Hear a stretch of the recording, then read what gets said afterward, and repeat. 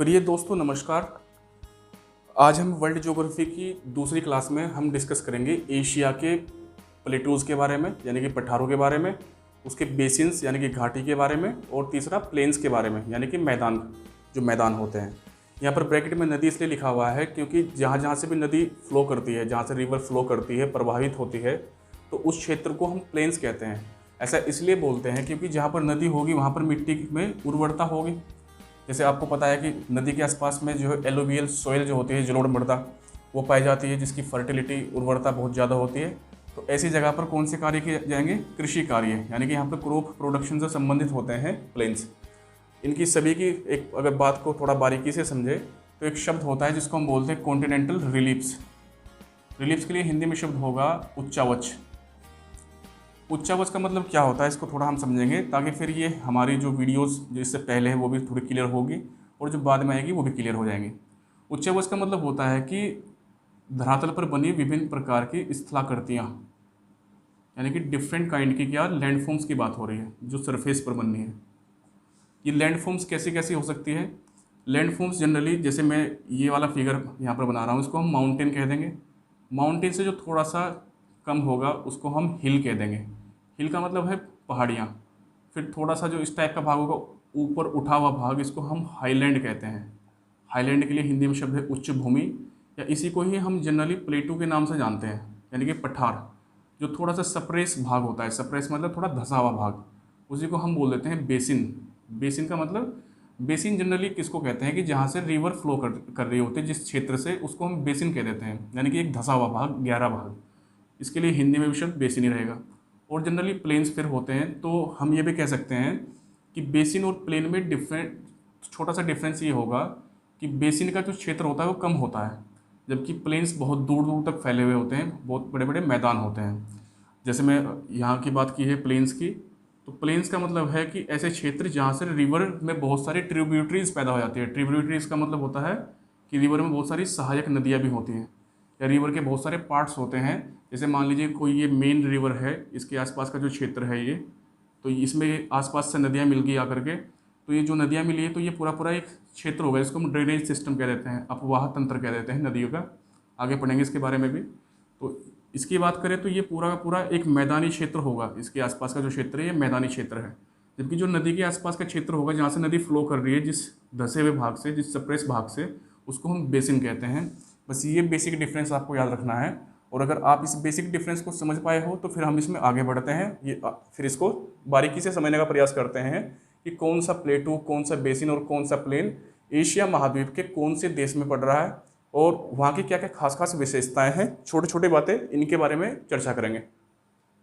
एक बात ये भी ध्यान रखनी है कि कोई भी माउंटेन होता है, माउंटेन यानी कि पर्वत की बात हो रही है, और एक होता है हिल यानी कि पहाड़ी की बात हो रही है। माउंटेन में और पहाड़ी में डिफरेंस क्या होता है? तो डिफरेंस बहुत बहुत आसान है समझना कि जो माउंटेन होगा, माउंटेन का जो ये स्लोप होता है यानी कि ढाल होगा, वो थोड़ा स्टीप होता है। स्टीप मतलब तीव्र जिसको कह सकते हैं, इसका स्टीप स्लोप होगा यानी कि तीव्र ढाल होगा। जबकि इसका जो होता है पहाड़ी का जो स्लोप होता है उसको वो थोड़ा रहता है स्लो, यानी कि मंद ढाल उसका कह सकते हैं। दूसरी जो इम्पोर्टेंट बात यहाँ पे ध्यान रखने की वो है उनकी हाइट्स के जो रेफरेंस में। अब हाइट को अलग अलग देश में अलग अलग तरीके से, अपने देश के हिसाब से, अपने देश की जो ज्योग्राफी है वहाँ की, उसके हिसाब से अलग अलग देश ने अलग अलग कैटेगराइज किया हुआ है। जैसे अमेरिका जैसे देश में जिस भी पर्वत की हाइट 300 मीटर से ज़्यादा होगी उसको पहाड़ माना जाएगा। पहाड़ मतलब पर्वत। लेकिन जिसकी हाइट 300 मीटर से कम होगी उसको पहाड़ी यानी कि हिल माना जाता है। लेकिन जनरली जो आपको याद रखना है कि हाइट में डिफरेंस कितना होगा, जो एक ऐसा आंकड़ा है जो विश्व में हर कहीं मान्य होता है, तो वो आंकड़ा है 2000 फीट का। जिस भी पर्वत की हाइट 2000 फीट से ज़्यादा होती है उसको हम पर्वतीय कहेंगे यानी कि माउंटेन कहेंगे, और जिसकी हाइट इस 2000 फीट से कम रहती है उसको हम पहाड़ी कहते हैं। पहाड़ी मतलब उसको हिल कहा जाएगा। जैसे भारत में अगर देखा जाए तो भारत में जैसे मसूरी है, अब मसूरी का जो क्षेत्र है, मसूरी का क्षेत्र पड़ रहा है शिवालिक हिमालय रेंज में। यहाँ पर क्या होगा कि यहाँ पर आपको दिखाई पड़ेंगे इस टाइप की जो है कुछ ऐसे पर्वत दिखाई पड़ेंगे, तो जिनकी हाइट ज़्यादा है उनको हम पर्वत कह देंगे, जिनकी हाइट कम है उसको हम पहाड़ी कह देते हैं। तो पर्वत और पहाड़ी दोनों दोनों एक ही जगह मिलते हैं, इसलिए इसको जो है हम उनकी हाइट के अकॉर्डिंगली ही क्या करते हैं, उनको हम डिटरमाइन करते हैं कि ये पर्वत होगा या पहाड़ी होगा। फिर ये दोस्तों आपको ऐसा भी लग रहा होगा फिलहाल यहाँ पर इसको देखते हुए कि ये कुछ ज़्यादा घोच पोच हो रही है। दरअसल ये घोच पोच कुछ नहीं है, ये मैं आपको बहुत आसानी से सारी चीज़ों को समझाऊंगा कि कैसे कैसे है। लेकिन ये मैंने फिगर इसलिए बनाया है यहाँ पर कि ताकि आप भी अगर इस फिगर को अपने नोटबुक में बना दो तो आपको ये चीज़ें याद करना काफ़ी आसान पड़ जाएंगे। इसलिए मैंने एक ही फिगर में पूरा पूरा एशिया महाद्वीप को ही उठाया सिर्फ, उसके अलावा यहाँ पर किसी और को महाद्वीप को हमने नहीं ऐड किया है इसमें। वो इसीलिए क्या है कि ताकि आपको समझने में आसानी रहे कि इस महाद्वीप में कौन सा पठार या कौन सा बेसिन किस जगह सिचुएट कर रहा है, वो इसलिए हमने ऐसा यहाँ पर किया है। और जब हम इसमें आगे बढ़ेंगे तो हम एक एक को ही करके उठाएंगे और उसके बारे में छोटी छोटी बातें करते हुए चलेंगे। इसलिए देखो मैं सारी बातों को यहाँ पर नोट तो नहीं कर पाऊंगा, लेकिन मैं बोलता रहूँगा ताकि आप लोग सारी चीज़ों को जो है लिख भी सको साथ साथ में, वीडियो को जो आप बीच बीच में रोक रोक करके देख सकते हैं। दोस्तों सबसे पहले हम देखते हैं कि एशिया में पाए जाने वाले प्रमुख प्रमुख पठार कौन कौन से हैं। तो पहली चीज़ हमारी जो पढ़ने की है यहाँ पर वो प्लेट्यूज़ है, यानी कि पठार है। पठार को हम हाईलैंड भी कहते हैं, यानी कि उच्च भूमि भी कहते हैं, यानी कि ऐसा क्षेत्र जो मैदान से थोड़ा सा ऊंचाई पर स्थित होता है उसको हम प्लेटू कहते हैं। प्लेटू की खास बात ये रहती है कि उसका जो टॉप रहता है वो भी बिल्कुल फ्लैट रहता है। फ्लैट का मतलब है कि बिल्कुल ऊपर से समतल रहेगा। प्लेटूज़ में भी बहुत सारे ऐसे प्लेटूज़ हैं जहाँ पर डिफरेंट टाइप की जो कृषि भी की जाती है। जैसे अगर भारत की बात की जाए तो भारत के डेक्कन प्लेटू में स्पेशली जो है कॉटन का प्रोडक्शन होता है, यानी कि कपास की कृषि की जाती है। उसके अलावा और भी बहुत सारी जो कृषियाँ यहाँ पर की जाती हैं। तो प्लेन्स के साथ साथ में, यानी कि मैदानों के साथ साथ में प्लेटूज़ में भी कृषि कार्य होता है। बात करें अगर एशिया महाद्वीप में पाए जाने वाले प्रमुख प्रमुख पठारों की, तो वो प्रमुख पठार कौन कौन से हैं उनको हम उनकी सिचुएशन के हिसाब से देखना शुरू करते हैं। तो जैसे सबसे पहला पठार आपको दिखाई पड़ रहा है यहाँ पर, मैं शुरुआत करता हूँ लद्दाख से, अपने देश के आसपास से शुरुआत करते हैं इसकी। लद्दाख जो प्लेटू है इसके बारे में एक बात खास आपको और भी ध्यान रखनी है कि प्लेटूज जो होते हैं वो डिफरेंट टाइप के हो सकते हैं। एक प्लेटू होगा जो सामान्य प्लेटू होता है। सामान्य का मतलब ऐसा क्षेत्र की जो आसपास के क्षेत्र से उठा हुआ हो, आसपास के प्लेन के क्षेत्र से थोड़ा सा ऊपर उठा हुआ हो। दूसरा टाइप जो प्लेटू का होता है वो होता है कि जो दो माउंटेन के बीच में स्थित होता है। दो माउंटेन के बीच में अवस्थित जो प्लेटू होता है उसको हम कहते हैं इंटर माउंटेन प्लेटू, यानी कि दो पर्वतों के बीच में स्थित पठार। तो कुछ प्लेटूज ऐसे भी होते हैं जो इंटर माउंटेन होते हैं। कुछ प्लेटू ऐसे भी होते हैं कि जो जनरली किसी ऐसे क्षेत्र में होते हैं कि जहाँ पर वर्षा की मात्रा 25 सेंटीमीटर से भी कम हो रही हो। आपको पता है कि जिस क्षेत्र में 25 सेंटीमीटर से भी कम वर्षा होती है, जब हम क्लाइमेटिक रीजन्स को पढ़ेंगे बाद में जो जलवायु प्रदेश है, तो वहाँ पर हम समझेंगे कि कौन से क्षेत्र में कितनी वर्षा होती है। आपको भी फिलहाल ये बात ध्यान रखनी है यहाँ पर कि जिस क्षेत्र में 25 सेंटीमीटर या उससे भी कम वर्षा हो रही है, ऐसे क्षेत्र में जो वायु रहती है, वायु में बिल्कुल बहुत ज़्यादा शुष्कता होती है, वायु बहुत एरिड रहती है वहाँ की। और ऐसे क्षेत्र में वर्षा की मात्रा कम होने के कारण वहाँ का जो वेजिटेशन कवर होगा, ऊपर की जो वनस्पति होगी, वनस्पति भी वहाँ पर बहुत कम ही जो है उग पाएगी। आपको ध्यान रखना है कि बायोडाइवर्सिटी के जो इम्पोर्टेंट कंट्रोलर्स होते हैं, यानी कि जैव विविधता को डिसाइड करने वाले प्रमुख कारक दो होते हैं। एक होता है तापमान यानी कि टेम्परेचर, दूसरा होता है रेनफॉल, वर्षा की मात्रा। ये दोनों चीज़ें डिसाइड करती है। तो कुछ क्षेत्र में जहाँ पर वर्षा की मात्रा कम है, तो वर्षा की मात्रा कम होने के कारण वहाँ पर जो प्राकृतिक वनस्पति होगी वो भी बहुत कम होगी। ऐसे क्षेत्रों में आपको पता है कि कैक्टस जैसी वनस्पति पैदा होती है, जिसको हम नागफनी कह सकते हैं। तो कैक्टस हुआ, एकेशिया हुआ, ये ऐसी जो स्पीसीज़ होती है कि जो बहुत ही कम पानी में जीवित रह सकती है। ये वनस्पति इस प्रकार की होती है। उन वनस्पति पर निर्भर करने वाले कुछ जो जीव जंतु होंगे उनकी संख्या भी क्या हो जाएगी, इस क्षेत्र में कम हो जाएगी। यानी कि जो जीवन होगा, जीवन के बहुत ही रेयर केसेस ऐसे क्षेत्र में मिलते हैं। इसीलिए जो मरुस्थल होता है, मरुस्थल में बायोडाइवर्सिटी सबसे कम पाई जाती है, यानी कि वहाँ पर जैव विविधता सबसे कम होती है। तो कुछ प्लेटूज ऐसे भी होते हैं कि जहाँ पर कुछ बड़े बड़े डेजर्ट्स होते हैं। जैसे मैं इसकी बात करता हूँ, ये यहाँ पर जो मंगोलिया का पठार है, मंगोलियन प्लेटू, यहाँ पर गोबी डेजर्ट पाया जाता है। गोबी डेजर्ट का मतलब है कि यहाँ पर वनस्पति की मात्रा बहुत कम होगी और साथ ही साथ में वर्षा की मात्रा भी यहाँ पर बहुत कम होगी। जैसे हम अपने देश की बात करें, भारत की, तो भारत में थार डेजर्ट पाया जाता है, जो भारत और पाकिस्तान में फैला हुआ क्षेत्र है मरुस्थल का। ये यहाँ पर इसलिए पाया जाता है क्योंकि जब मानसूनी वर्षा इधर से एंटर करती है तो वो पश्चिम की ओर बढ़ते हुए यहाँ तक आते आते उसमें जो आर्द्रता होती है, उन जो मानसूनी पवनें होती है, उनमें जो ह्यूमिडिटी होती है वो कम होती चली जाती है, जिसके कारण यहाँ पर आते आते उसमें पानी की मात्रा कम होने के कारण ही यहाँ पर वर्षा की मात्रा भी कम हो जाती है। तो ऐसे क्षेत्र में मरुस्थल पाया जाता है। तो यहाँ पर सिंपल बात जो ध्यान रखने की है वो ये है कि कुछ पठार ऐसे भी होते हैं जहाँ पर डेजर्ट एरिया होता है, इसलिए उनको हम डेजर्ट प्लेटू भी कहते हैं। सबसे पहला पठार है हमारा लद्दाख पठार। आप कुछ बातों को नोट करते हुए चलना साथ साथ में। लद्दाख पठार की खास बात क्या है कि इसके जो नॉर्थ साइड है, हमने इससे पहले पर्वतों के बारे में पढ़ा था, तो जो इससे नॉर्थ साइड है लद्दाख पठार के इस साइड में यहाँ पर आपको दिखाई पड़ेगा जो काराकोरम माउंटेन है, काराकोरम माउंटेन। तो काराकोरम इसके उत्तर में है, जबकि जो हिमालय है वो इसके दक्षिण में यानी कि साउथ की साइड में है। तो लद्दाख एक इंटर माउंटेन क्या हो गया, प्लेटू हो गया, क्योंकि दो पर्वतों के बीच में स्थित है। दूसरा जो प्लेटू है इंपॉर्टेंट हमारा वो तिब्बत है। आपको पता है कि तिब्बत का जो क्षेत्र है उस पर एडमिनिस्ट्रेटिव कंट्रोल चाइना का है, ये चाइना का क्षेत्र हो गया। तिब्बत प्लेटू की खास बात क्या है कि इसकी हाइट है 4800 यानी कि 4800 मीटर के आसपास में इसकी हाइट है, और ये पृथ्वी पर स्थित सबसे ऊंचाई पर मौजूद जो है एक प्लेटू है, सबसे ऊंचाई पर स्थित प्लेटू है। इसको हम टेबल लैंड कह सकते हैं, हाईएस्ट टेबल लैंड है जो पृथ्वी पर सबसे ज़्यादा हाइट पर जो स्थित है। तो दूसरा प्लेटू इंपोर्टेंट यहाँ पर हमारा तिब्बत का प्लेटू है। तीसरे की अगर बात करते हैं तो यूनान प्लेटू है। यूनान प्लेटू को आपको सभी जानते हैं कि ये चाइना में पड़ता है, यूनान प्लेटू चाइना के क्षेत्र में पड़ता है। और कुछ बातें देखिए, आपको इस फिगर को मैंने बनाने का उद्देश्य ये है कि ताकि आपकी समझ में आ जाए कि अगर आपसे कोई क्वेश्चन पूछा जाता है, मान लीजिए ऐसा कि निम्नलिखित पठारों को उत्तर से दक्षिण या पूर्व से पश्चिम या पश्चिम से पूर्व या दक्षिण से उत्तर की जो है एक सीक्वेंस में लगाइए, तो आपको पता होना चाहिए। जैसे मैं आपसे अगर कहूँ कि आपको स्टेटमेंट दी गई 4 पठारों की, आपको बोल दें कि एक मंगोलिया का पठार है, एक यूनान का पठार है, एक यहाँ पर तिब्बत का पठार है। तो इसमें से आपको पूछ सकता है कि इनमें से जो है सबसे पूर्व में स्थित कौन सा है, तो आपको पता है कि सबसे पूर्व में ये है। ये सीक्वेंस पूछ सकता है आपसे कि फिर पहले ये है, फिर ये है, उसके बाद में ये वाला है, अगर ईस्ट से वेस्ट की ओर पूछ लिया। इसलिए फिगर बनाने का उद्देश्य यही था कि आप लोगों को यहाँ पर कोई भी ऐसा वर्ल्ड ज्योग्राफी में क्वेश्चन आपसे पूछा जाए मैप से रिलेटेड, तो आप उसको इजीली हैंडल कर सको।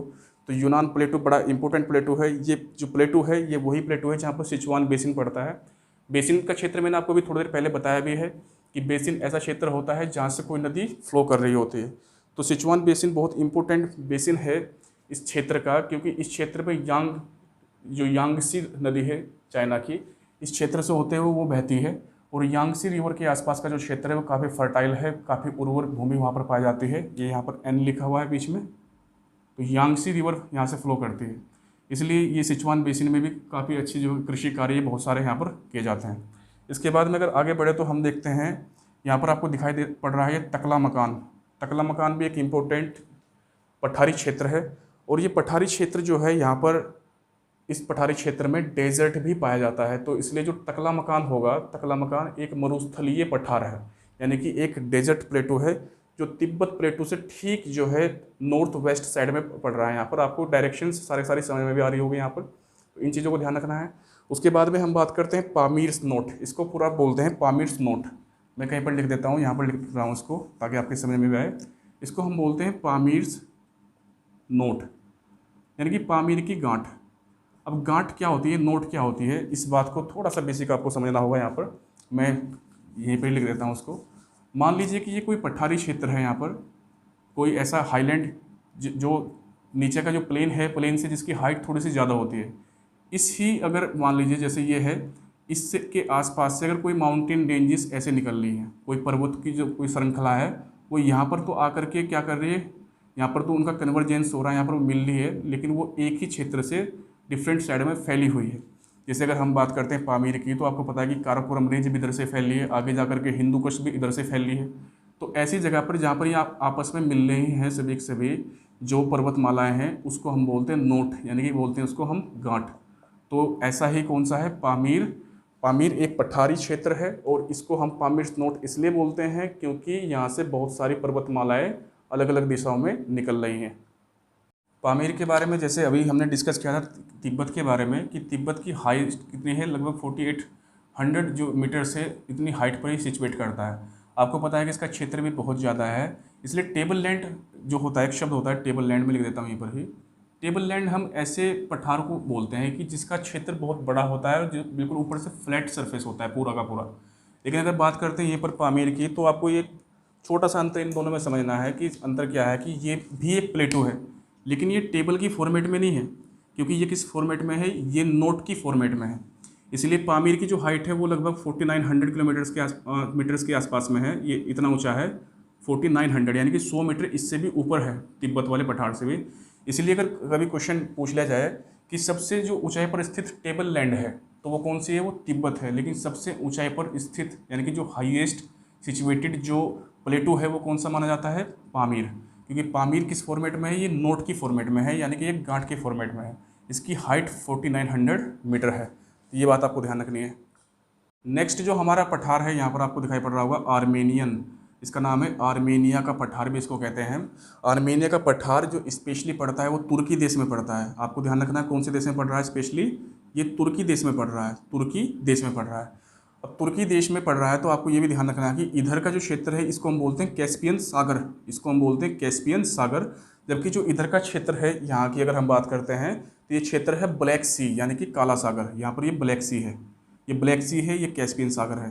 तो क्वेश्चन ये भी पूछा जा सकता है कि कौन सा पठार ऐसा है जो कैस्पियन सागर और ब्लैक सागर जो ब्लैक सी है उसके बीच में है, तो कौन सा है, आर्मेनियन। तो आर्मेनिया का पठार या आर्मेनियन प्लेटू तुर्की में है, स्पेशली तुर्की में है। दूसरी इसकी खास बात क्या है आर्मेनियन प्लेटू की, कि ये भी पामीर की तरह ही, जैसे ये पामीर है ना, ऐसे ही ये भी नोट की फॉर्म में है। नोट की फॉर्म में मतलब कि यहाँ से भी बहुत डिफरेंट क्या निकलती है, माउंटेन रेंज निकलती है, जो एक ही जगह पर कहीं ना कहीं मिल रही होती है, एक ही क्षेत्र के आसपास में। इसलिए आर्मेनिया का पठार बहुत इंपॉर्टेंट है, तुर्की में मौजूद है ये वाला पठार। नेक्स्ट है हमारा ईरानी, जो ईरान का पठार है या ईरानियन प्लेटू भी इसको कह सकते हैं हम। ईरानियन प्लेटू की खास बात क्या है कि एक तो ये जो प्लेटू है इसमें आपको पता है कि बहुत सारे डेजर्ट्स पाए जा रहे हैं। पहला डेजर्ट जैसे पहला मरुस्थल है यहाँ पर दस्त ए लुथ, दूसरा है यहाँ पर दस्त ए कबीर। ये दो प्रमुख यहाँ पर पाए जाते हैं डेजर्ट एरिया। मैं आपको बताना चाहूँगा कि जो दस्त ए कबीर है वो थोड़ा बड़ा है क्षेत्रफल में दस्त ए लुथ से। तो ईरान का जो पठार है ये काफ़ी इंपॉर्टेंट पठार है, और ये दो प्रमुख माउंटेन रेंज है, जिन दो प्रमुख माउंटेन रेंज के बीच में ये पाया जाता है। अगर हम बात करते हैं कि कौन कौन से हैं, तो इसके ऊपर का जो क्षेत्र है यहाँ पर एल्ब्रूज पर्वत पाया जाता है, इसके ऊपर एल्ब्रूज पाया जाता है। जबकि इसके साउथ वेस्ट की अगर यहाँ की बात करते हैं हम, तो यहाँ पर जागरोस माउंटेन पाया जाता है, जागरोस। तो जागरोस पर्वत हमने पिछले वाले उसमें वीडियो में इसके बारे में पढ़ा भी था। जागरोस पर्वत और एल्ब्रूज के बीच में पाया जाता है ईरान का पठार। बात करते हैं नेक्स्ट पठार की, तो अगला पठार है मंगोलिया का पठार। मंगोलिया का पठार वही है जिसमें बहुत प्रसिद्ध गोबी डेजर्ट यानी कि गोबी मरुस्थल पाया जाता है। आपको ये भी ध्यान रखना है कि इसका नाम भले मंगोलिया का पठार है, लेकिन ये साउथ की साइड में चाइना से टच है और ऊपर ये मंगोलिया से, यानी कि मंगोलिया और चाइना के बीच में स्थित है ये जो प्लेटू है। और जो गोबी डेजर्ट है वो भी दोनों देशों में फैला हुआ है। मैंने जैसे आपको बताया था कि इसकी राजधानी यहाँ पर उलान बटोर भी थोड़ी सी ऊपर पड़ती है इससे। मंगोलिया का जो पठार है ये 3 से 4 पर्वतों से प्रमुख रूप से घिरा हुआ है। अगर इसकी बात करते हैं तो इसके पूर्व की दिशा में एक किंगन पर्वत है, मैंने आपको पहले बताया था उसके बारे में पहले वीडियो में, किंगन जो माउंटेन है। फिर दूसरा मैंने आपको बताया था कि तिएन शान, लगभग इसके तिएन शान यहाँ पर पड़ रहा है, यानी कि साउथ साइड में इसकी जो है पड़ता है ये। फिर बाद हमने डिस्कस किया था यहाँ पर अल्टाई माउंटेन भी पड़ता है, अल्टाई पर्वत। फिर यहाँ पर येबलोनोवी पर्वत है इसी क्षेत्र में यहाँ पर। तो इन 4 पर्वत से घिरा हुआ है ये। आप इस वीडियो को थोड़ा सा देखने के बाद में आप उस दूसरी वीडियो को जरूर देखना जो माउंटेन वाली वीडियो है, उसमें आपको ये समझ में आ जाएगा मंगोलिया के पठार के बारे में अच्छी प्रकार से। ये वही एल्डान पर्वत है, सॉरी एल्डान पठार है कि जिसके इस ईस्ट दिशा में, यहाँ पर ईस्ट डायरेक्शन में यहाँ पर आपको एक स्टेनोवी पर्वत दिखाई पड़ेगा जो रशिया का पर्वत है। उसके बाद में आगे देखते हैं हम यहाँ पर, तो आगे यहाँ पर बड़ा प्रसिद्ध जो एक पठार है जिसको इसको हम इंडो शिनो भी कहते हैं या इंडो शिनो भी कहते हैं या इंडो चाइना का जो पठार कहते हैं। ये इंडो चाइना का पठार प्रमुख रूप से वियतनाम, लाओस, कंबोडिया और थाईलैंड 4 देशों में ये फैला हुआ है। इसके ठीक ऊपर ही यहाँ पर अगर हम देखेंगे ऊपर का जो पार्ट है इसका, यानी कि नॉर्थ ईस्ट का जो पार्ट है, वहाँ पर आपको दिखाई पड़ेगा यहाँ पर कि एक कोरथ प्लेटो है जो वियतनाम में पड़ता है, ये भी काफ़ी प्रसिद्ध है। शान का जो पठार है, स्पेशली शान, ये शान का पठार म्यांमार में पड़ता है। ये शान का पठार वही है जिस क्षेत्र से इरावती नदी होकर के बहती है। फिर भारत का डेक्कन प्लेटू, ये तो आपको पता ही है। और जब हम भारत का भूगोल पढ़ेंगे तो इंडियन ज्योग्राफी में हम तसल्ली से इंडिया के अलग अलग बहुत सारे यहाँ के प्लेटूज़ हैं, उनके बारे में हम तब डिस्कस करेंगे डिटेल में। भारत का जो सबसे बड़ा प्रसिद्ध पठार है वो डेक्कन का प्लेटू है, तो ये बात ध्यान रखनी है। नेक्स्ट वाला है फिर यहाँ पर बलूचिस्तान का पठार। ये बलूचिस्तान का पठार वही है कि जिसके पास में ही यहीं पर ही किरथर माउंटेन रेंज है, जो हमने पहले पढ़ा था किरथर पर्वत, वो भी यहीं पर पड़ता है इसी के आसपास के क्षेत्र में। फिर हम बात करेंगे नेक्स्ट वाले की, तो नेक्स्ट में जैसे मैंने आपको यहाँ पर बताया कि अनातोलिया का पठार, तो अनातोलिया का जो पठार है ये पठार भी काफ़ी प्रसिद्ध पठार है। ये प्रसिद्ध इसलिए है क्योंकि ये एशिया माइनर में पड़ता है, और ये एशिया माइनर वही क्षेत्र है कि जहाँ पर बोगस गई अभिलेख मिला था, बोगस गई इंस्क्रिप्शन जहाँ से मिला था। ये लगभग 1400 BC यानी कि ईसा पूर्व के आसपास में बोगस गई का जो अभिलेख है, इंस्क्रिप्शन है, वो यहाँ पर बनाया गया था। इस बोगस गई अभिलेख में 4 प्रमुख जो देवता है, जो वैदिक काल के देवता है, आपको पता है कि 1400 BC की बात हो रही है, तो बात हो रही ऋग्वैदिक पीरियड की, यानी कि ऋग्वैदिक काल की। यहाँ पर 4 प्रमुख देवता थे जो आर्यों के देवता थे, इंद्र, मित्र, वरुण और नासत्य। ये 4 ऐसे देवता थे कि जिनके बारे में यहाँ पर चर्चा की गई है। यही वजह है कि भारत में आर्यों का जो मूल स्थान है वो माना जाता है एशिया माइनर या मध्य एशिया का क्षेत्र भी इसको कहा जा सकता है।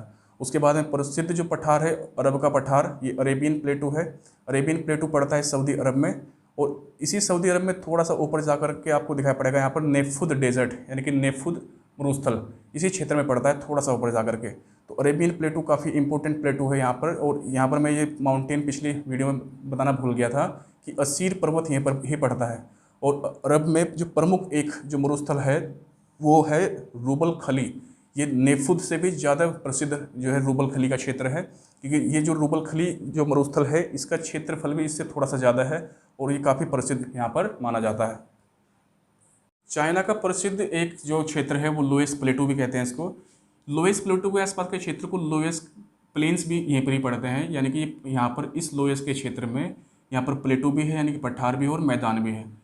ये लोएस का जो पठार बनते हैं ये बनते हैं जो इरोजन का प्रोसेस होता है। इरोजन मतलब अपरदन के प्रोसेस से, जो जब हम पढ़ते हैं एक्सोजेनिक प्रोसेस के बारे में, पृथ्वी के बहिर्जात बल के बारे में, जहाँ पर हम इरोजन, डिपोजिशन और वेदरिंग या मास वेस्टिंग इनके बारे में पढ़ते हैं, तो वहाँ पर इस बात को समझना आसान होगा कि ये एक प्रकार से विंड के द्वारा इरोड करके बनाए गए कुछ आकृतियाँ होती हैं, स्थलाकृतियाँ होती हैं।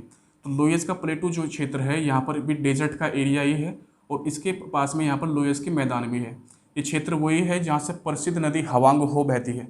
ये चीन की हवांग हो जो नदी है, इसकी खास बात यह है कि ये इस मैदान से गुजरती है, और इस मैदान में रेत के जो कण होते हैं उनका कलर थोड़ा येलोइश टाइप होता है, पीला प्रकार का होता है। इसलिए जो ये नदी है इसको हम येलो रिवर भी कहते हैं, येलो पेरिल भी कहते हैं इसको, यानी कि पीली नदी, क्योंकि इसी के पास में यहाँ पर पीला सागर भी है, आपको पता है, येलो सी भी यहीं पर ही पड़ता है। तो हवांग हो रिवर इस क्षेत्र से गुजरती है, इसलिए ये बहुत इंपॉर्टेंट क्षेत्र है। दूसरी खास बात क्या है कि हवांग हो रिवर एक ऐसी रिवर है जो अपना कोर्स चेंज करती रहती है, अपना जो रास्ता है वो परिवर्तित करती रहती है, जिसके कारण यहाँ पर बहुत सारी बाढ़ वगैरह भी आती रहती है, और बाढ़ के कारण ही, उस फ्लैश फ्लड के कारण ही वहाँ का जीवन कभी कभी अस्त व्यस्त भी हो जाता है। इसीलिए जो है इसको हम शोरो ऑफ चाइना भी कहते हैं, यानी कि चाइना का शोक इस नदी को कहते हैं। आपको ये भी ध्यान रखना है कि जो यांगशी नदी है, यहाँ पर यांगशी नदी की एक इम्पोर्टेंट जो है ट्रिब्यूटरी है, एक सहायक नदी है जिसका नाम है शिकियांग। तो जब हम इनको दोनों को कंबाइन करके पढ़ते हैं तो इसका नाम निकलता है यांगटी सिकियांग। तो यांगटी सिकियांग जो नदी है ये चीन की सबसे लंबी नदी है। इनके बारे में हम आगे डिस्कस करेंगे तसल्ली से, वहाँ पर समझेंगे इसको। दोस्तों अब बात करते हैं कुछ प्रमुख बेसिन की। तो प्लेटूज हमने पढ़ लिए यहाँ पर, अब हमें समझना है बेसिन के बारे में कि बेसिन क्या होता है। इसको मैं आपको सिंपली ऐसा थोड़ा सा समझाने का प्रयास करूँगा कि मान लीजिए कि कोई रिवर है और वो ऐसे बह रही है, उसमें पानी है ऐसे, तो रिवर फ्लो कर रही है ऐसे। तो जो क्षेत्र है जहाँ तक रिवर फैली हुई है ये वाली, तो उस क्षेत्र को हम कह सकते हैं कि ये बेसिन का क्षेत्र है। बेसिन इसलिए क्योंकि ये आसपास के क्षेत्र से थोड़ा सा नीचे की ओर धंसा हुआ है, थोड़ा सा सप्रेस है ये वाला हिस्सा, इसलिए इसको हम बेसिन कह देते हैं। तो एशिया में पाए जाने वाले प्रमुख बेसिन कौन कौन से, थोड़ा सा एक बार उन पर भी निगाह डाल लेते हैं। सबसे पहले हम आते हैं उसी बेसिन पर जो तकलामकान डेजर्ट है या तकलामकान प्लेटू है, उसके ठीक नीचे पड़ता है तारिम बेसिन। ये यहाँ पर आप देखोगे तकलामकान और तिब्बत के बीच में पड़ रहा है, या तिब्बत से नॉर्थ में पड़ रहा है, या तकलामकान से ईस्ट में पड़ रहा है। तो काफ़ी इंपॉर्टेंट है ये। फिर जैसे हम मंगोलिया के आसपास में जाएंगे तो मंगोलिया के पठार के ठीक थोड़ा सा वेस्ट साइड में यहाँ पर आपको तुर्फान बेसिन दिखाई पड़ेगा, तो ये काफ़ी प्रसिद्ध बेसिन है। फिर ऐसे यहाँ पर ये जुंगेरिया, इसको हम बोलते हैं जुंगेरिया बेसिन। जुंगेरिया बेसिन जो है ये पड़ता है कजाकिस्तान में, तो ये भी क्षेत्र है, काफ़ी प्रसिद्ध क्षेत्र है यहाँ पर कजाकिस्तान में। दूसरा है उस्त उर्थ प्लेटू, इसके बारे में डिस्कस करना भूल गया था मैं। उस्त उर्थ प्लेटू ये भी कजाकिस्तान में ही पड़ता है, तो इसके बारे में भी आपको ध्यान रखना है। फिर हम साथ साथ में बेसिन के और भी चीज़ों को देखेंगे, साथ में प्लेन्स कौन कौन से। प्लेन्स का मैंने आपको बताया था कि जहाँ पर नदी, जैसे ये क्षेत्र है, यहाँ पर नदी की बहुत सारी ट्रिब्यूटरीज है, बहुत सारी सहायक नदियाँ हैं। इनके आसपास का जो क्षेत्र है जहाँ पर मिट्टी इकट्ठी होती रहती है, अवसाद इकट्ठे होते हैं, सेडिमेंट्स जो इकट्ठे होते हैं वे स्पेशली होते हैं दो फॉर्म्स में, सैंड हो या सिल्ट हो। बेसिकली ये वाले पाए जाते हैं, लेकिन इनके साथ साथ में क्ले का मतलब जिसको हम चीका भी कह सकते हैं, इन तीनों के मिश्रण से बनती है मृदा, यानी कि सोइल बनती है। और जो जलोढ़ क्षेत्र होगा यानी कि एलुवियल क्षेत्र होगा जहाँ पर नदी फ्लो कर रही होती है आसपास में, यानी कि ऐसे क्षेत्र जिसको हम मैदान बोल रहे हैं या प्लेन बोल रहे हैं, ऐसे क्षेत्र में आप देखोगे कि इन तीनों के तीनों जो अवसाद होते हैं इनका अनुपात लगभग समान रहता है। मान लीजिए कि 100 छोटे छोटे कण पार्टिकल्स इसके तो 100 इसके होंगे, 100 इसके होंगे। इस प्रकार से हम देखेंगे कि ये बिल्कुल जो है अनुपात इसका समान रहता है। ऐसे क्षेत्र को हम क्या बोलते हैं? ऐसे क्षेत्र को बोलते हैं हम कि ये मैदान है, जो नदी का मैदानी क्षेत्र होता है। जबकि बेसिन का क्षेत्र सिर्फ ऐसा क्षेत्र जहाँ से नदी फ्लो कर रही होती है। कभी कभी इसमें पानी जल स्तर कम भी हो जाता है, कभी कभी इसमें बढ़ भी जाता है। तो जैसे ये है यहाँ पर, और आगे इसमें डिस्कस करते हैं कि कौन कौन से प्रमुख प्रमुख बेसिन जो पाए जाते हैं एशिया में। सबसे पहले हम जाएंगे यहाँ पर मंचूरिया में। तो जो मंचूरिया का जो यहाँ पर ये क्षेत्र है प्लेन्स, मंचूरिया के प्लेन्स में प्रमुख नदी है जो चाइना की, वो कौन सी है? अमूर नदी। ये आपको ध्यान रखना है कि कौन से देश में पड़ रहा है? चाइना में पड़ता है मंचूरिया। इसको हम मंचूरिया का प्लेन या मंचूरिया के मैदान भी कहते हैं। उसके बाद में फिर हम यहाँ पर आएंगे तो यहाँ पर देखें हम सिचुआन बेसिन है यहाँ पर, और सिचुआन बेसिन भी काफ़ी इंपॉर्टेंट बेसिन माना जाता है इसका। और यहाँ पर यांगसी नदी जो है वो यहाँ से फ्लो कर रही होती है इस क्षेत्र से। फिर हम आगे देखेंगे तो आगे का जो क्षेत्र हमें दिखाई पड़ेगा उसमें कौन सा है? ये ग्रेट प्लेन्स है यहाँ पर ऑफ चाइना के, यानी कि चाइना के महान मैदान जो है वो यहाँ पर पाए जाते हैं। चाइना के इन महान मैदानों में यहाँ पर जो प्रमुख नदी बह रही है वो यांगसी जो नदी है वही यहाँ से जो बह रही है। तो यांगसी नदी को अगर हम कहें एक प्रकार से भी कह सकते हैं कि ये बैकबोन है चाइना की जो एग्रीकल्चर है, चीन में जो भी कृषि है, कृषि में सबसे ज़्यादा जो भूमिका है या योगदान है किसी नदी का, वो कौन सी है? वो यांगसी नदी है। इस बात को ध्यान रखना है आप लोगों को। इसके अलावा फिर आगे बढ़ते हैं हम, और आगे बढ़ते हुए हम जाते हैं दूसरे वाले उसमें। जैसे कि यहाँ की बात करते हैं हम, वेस्ट जो साइबेरियन प्लेन्स हैं, यहाँ पर नाम से आपको पता चल रहा है कि रूस में पड़ेंगे। और इस वाले प्लेन्स में जो प्रमुख नदी बहती है वो बहती है येनिसी नदी। येनिसी नदी जो है ये यहाँ से उत्तर की दिशा में की ओर फ्लो करती है। और यहाँ पर एक सागर है छोटा सा जिसका नाम है कारा सागर। कारा सागर जो है ये आर्कटिक महासागर का, आर्कटिक ओशन का एक छोटा सा पार्ट है। प्रमुख प्लेन जो है, प्रमुख जो मैदानी क्षेत्र है वो तुरानिया का है। इसको हम तुरानिया का मैदान भी कहते हैं या तुरानियन प्लेन्स कहते हैं। तुरानियन प्लेन्स स्पेशली 3 देशों में है, एक तो है तुर्कमेनिस्तान, एक है कजाकिस्तान और एक है उज्बेकिस्तान। 3 प्रमुख देशों में पड़ता है तुरानिया का यह मैदान। और इस मैदान को मैंने जैसे आपको पहले बताया कि मैदान बनते हैं नदियों से।